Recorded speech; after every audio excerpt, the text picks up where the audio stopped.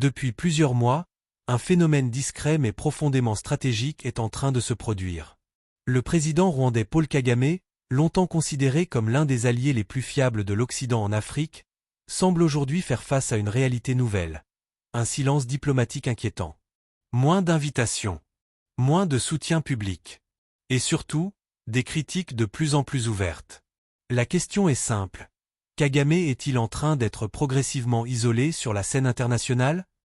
Pendant plus de 2 décennies, le Rwanda a bénéficié d'une image exceptionnelle auprès des puissances occidentales. Après le génocide de 1994, Kagame a su repositionner son pays comme un symbole de stabilité, de discipline et de développement. Le Rwanda est devenu un partenaire militaire stratégique, un allié sécuritaire fiable, et un modèle de gouvernance pour certains acteurs internationaux.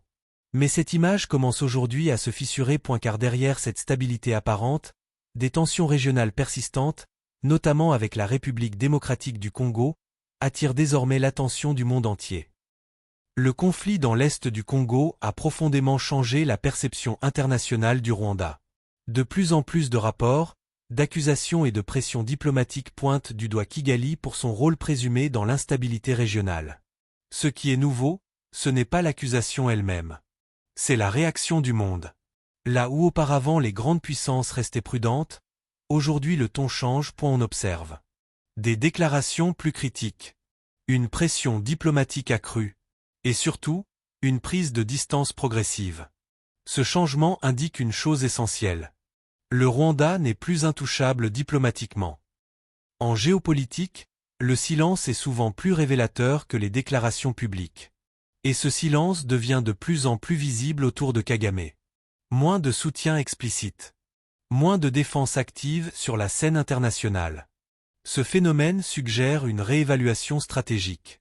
Les puissances internationales ne rompent pas officiellement avec Kigali.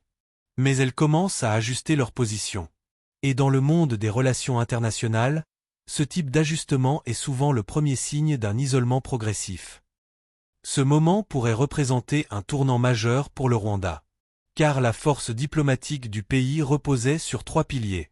La confiance internationale, la stabilité interne, et son rôle stratégique régional. Si la confiance commence à s'éroder, les conséquences pourraient être profondes.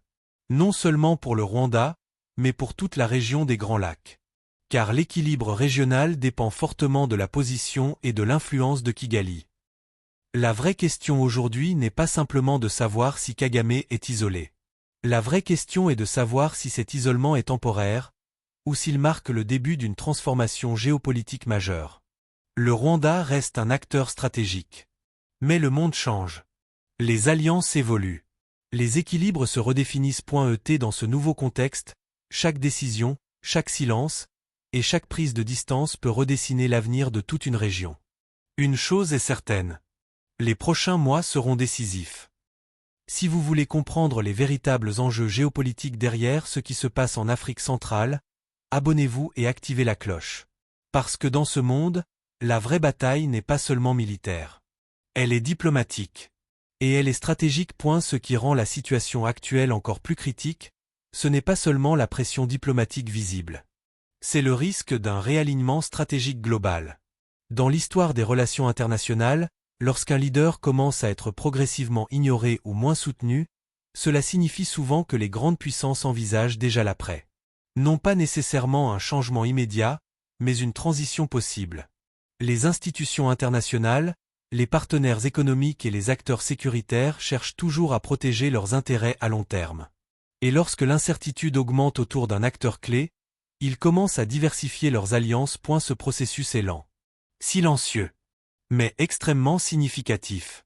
Car l'influence d'un pays ne dépend pas uniquement de sa force militaire ou économique.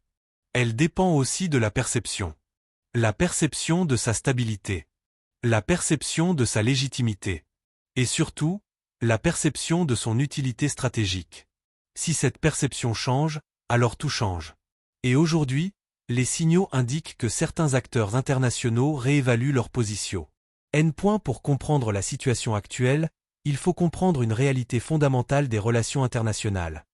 Aucun pouvoir, aussi fort soit-il, n'est totalement indépendant du système international. Le Rwanda a construit sa force sur un modèle très efficace. Un contrôle interne solide, une stabilité sécuritaire remarquable, et une capacité à se positionner comme un partenaire indispensable dans une région instable. Ce modèle a permis au président Paul Kagame de consolider son autorité. Non seulement à l'intérieur du pays, mais aussi sur la scène régionale. Mais ce modèle repose aussi sur un équilibre fragile. Car la puissance d'un État moderne dépend de plusieurs facteurs extérieurs. La coopération sécuritaire, les relations économiques, les investissements étrangers, et surtout, la reconnaissance diplomatique. Lorsque cette reconnaissance commence à évoluer, même subtilement, cela crée une nouvelle dynamique. Ce que nous observons aujourd'hui, ce n'est pas un effondrement du pouvoir rwandais. C'est une phase d'incertitude stratégique. Et dans ce type de phase, les dirigeants doivent faire des choix critiques. Adapter leur stratégie, renforcer leurs alliances. Ou redéfinir leur position dans un ordre international en mutation. Car le monde lui-même est en train de changer. Les priorités des grandes puissances évoluent. Les équilibres régionaux sont en train d'être redessinés. Et les acteurs qui étaient autrefois considérés comme indispensables peuvent voir leur rôle réévalué. Ce processus n'est pas nécessairement hostile. Il est structurel.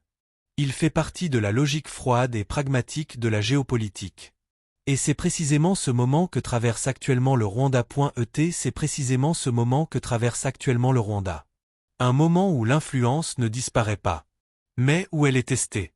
Un moment où le silence diplomatique ne signifie pas la fin d'un pouvoir, mais peut signaler le début d'une nouvelle phase. Une phase où chaque décision prise aujourd'hui déterminera la position du Rwanda dans les années à venir.